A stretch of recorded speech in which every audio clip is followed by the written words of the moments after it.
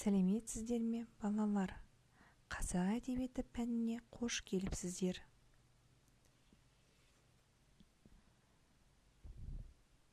Сабақтың бөлімі адамгершілік, асыл қасиет. Жаңа сабағымыздың тақырыбы Бердібек Соқпақбаев «Менің атым Қожа» повесінен үзінді. Құпия кеңес.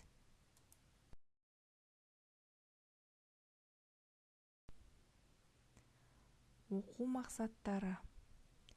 Әдеби шығарманың тақырыбы мен идеясын анықтау. Эпикалық шығармадағы автор бейнесін анықтау. Сабақтың мақсаты әдеби шығармадағы автор бейнесі арқылы кейіпкерді анықтайды, іс-әрекетіне қарай сипаттайды, өз еркімен сұрақтарға жауап бере алады. Бүгінгі сабағымыздың бағалау критерийлері: әңгіменің мазмұнын, тақырыбы мен идеясын ашады. Кейіпкердің бойындағы жағымды және жағымсыз іс-әрекетті анықтайды. Берілген сұрақтарға жауап бере алады. Кейіпкерлерді қазіргі өмірмен байланыстырады.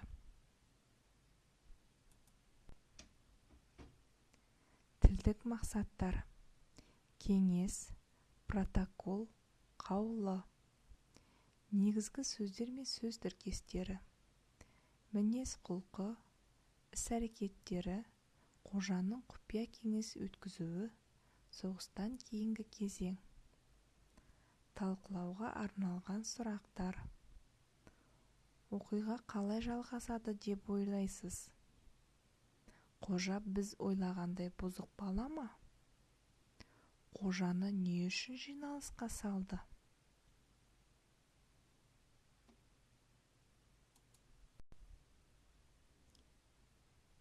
Құпия кеңес үзіндісін оқығанда біздің жаңа сөздер кездеседі. Ол сөздер мыналар: кеңес деп бір істі көпшілік болып ақылдасып, бас қосып шешуі. Протокол сөзінің мағынасы хаттама дегенді білдіреді. Яғни жиналыс, сынып сағаттарында, конференцияларда мәселелерді талқылап, шешім қабылдайтын құжаттың түрі.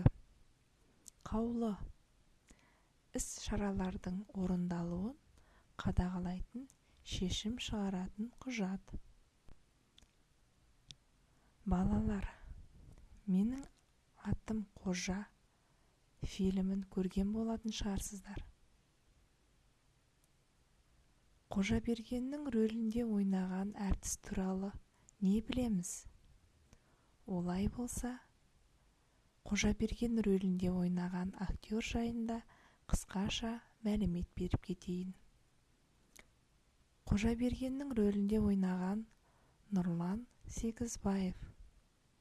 Ол атақты актер, кинодраматург, ғалым, педагог, философия ғылымының кандидаты, атақты Қазақстан Республикасының еңбек сіңірген қайраткері.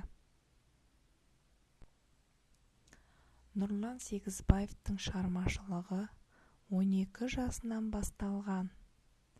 «Менің атым Қожа» көркем фильмінің екінші режиссері Тұрар Дүйсенбайұлы Қожаның рөліне бала іздеп Нұрлан Сегізбаевты көрген кезін былай еске алады: алдымыздан 2 оқушы қыз жүгіріп өтті.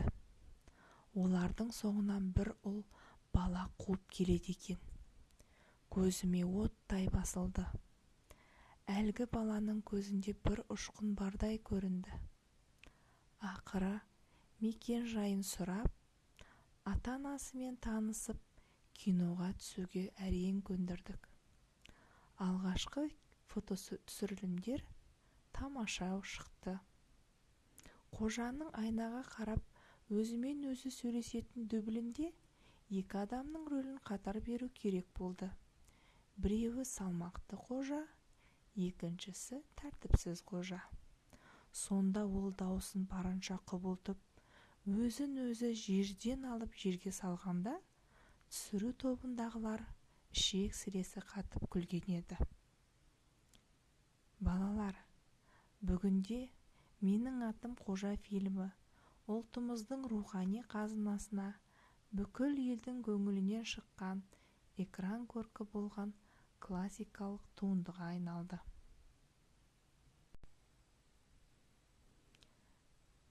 Ал енді бірінші тапсырмаға назар аударайық. Менің атым Қожа кинофильмінде басты рөлдерде ойнаған әртістерді берілген сызба арқылы сәйкестендіріңіз. Дескриптор. Басты рөлдерде ойнаған актерлерді сызба кестесі арқылы табады.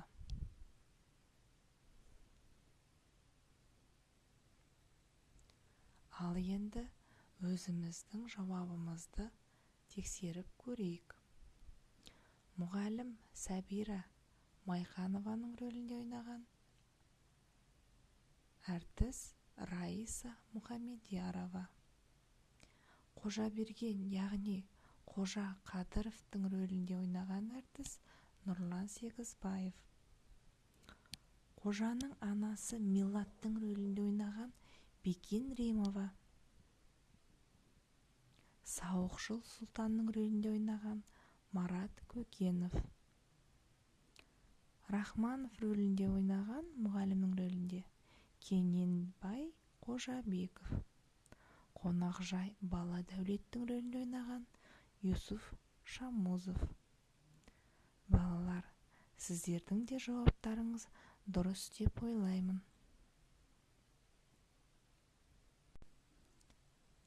Анықтама бұрышы.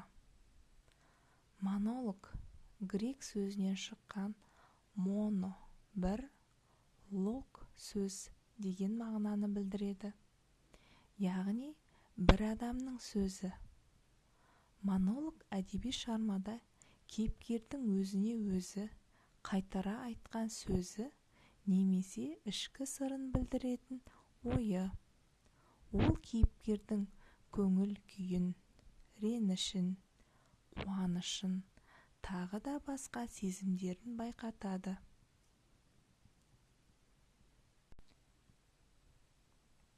Енді екінші тапсырманы орындайық. Шығарма үзіндісінен кейіпкердің монологын және өз көзқарасыңызды жазыңыз. Шығармадағы Қожаның монологы кейіпкерге өз көзқарасыңыз. Дескриптор. Шығармадағы үзіндіден кейіпкердің монологын тауып жазады. Кейіпкердің іс-әрекетіне өз көзқарасын береді.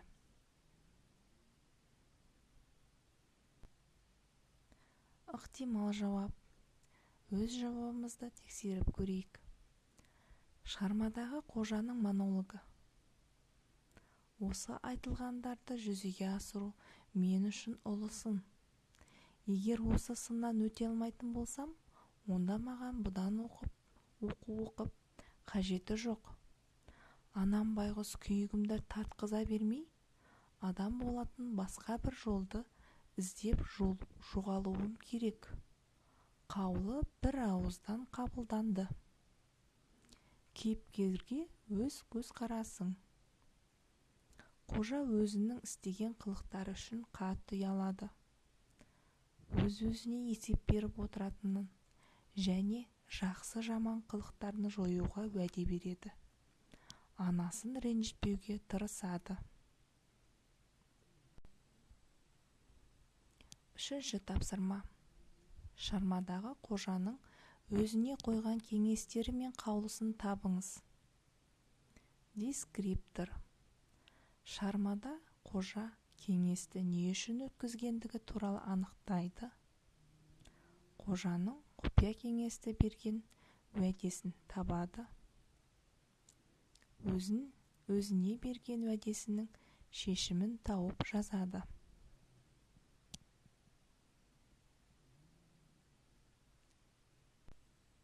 Ал енді өзіміздің жауабымызды тексеріп көрейік. Қожа құпия кеңесті не үшін өткізді? Қожа құпия кеңесті тәртібін түзету үшін өткізді. Қожа құпия кеңесте не деп уәде берді?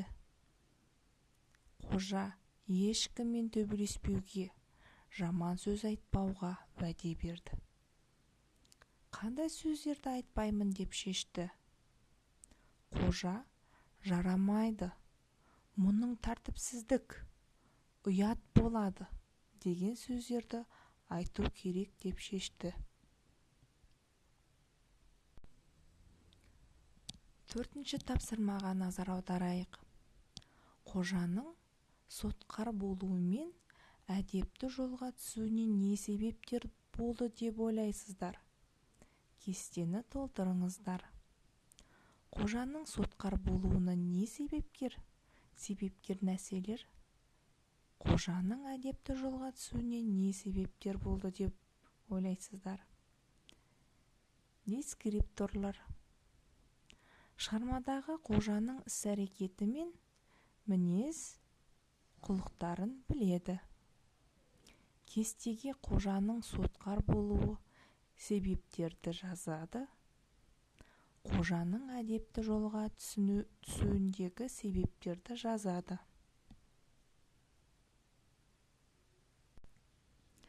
Ал енді оқушылар, өзіміздің жауабымызды тексеріп көрейік. Қожаның сотқар болуына себепкер нәрселер: әжесінің еркелетуі, әкесінің сағынуы, зеректігі, өзінің менмендігі, анасының жұмыс бастылығы. Қожаның әдепті жолға түсуіне себептер: анасын аяуы, Сәйбек қарт Оспанов ағайдың айтқан естеліктері, Майқанованың петкеңестен шығып бара жатып айтқан сөзі. Балалар, сіздердің де жауаптарыңыз дұрыс деп ойлаймын. Бүгінгі жаңа сабағымыздың қорытындылай кетсек, шығарманың тақырыбы мен идеясын анықтадыңыз. Шығармадағы басты кейіпкердің бейнесін аштыңыздар. Шығармадағы кейіпкердің монологын тауып, өз көзқарасыңызды айта білдіңіз. Кейіпкердің бойындағы жағымды және жағымсыз іс-әрекетті анықтадыңыз. Басты кейіпкерлерді сомдаған актерлер туралы білдіңіз. Қосымша тапсырма. Менің өзіме қойылатын талабым тақырыбында эссе жазып келу. Сөз көлемі 100-150 сөз. Дескриптор. Эссе құрылымын сақтайды, өз көзқарасын жазады, өмірмен байланыстырады, сөз көлемін ескереді. Бүгінгі сабағымыз осымен аяқталды. Қош сау болыңыздар.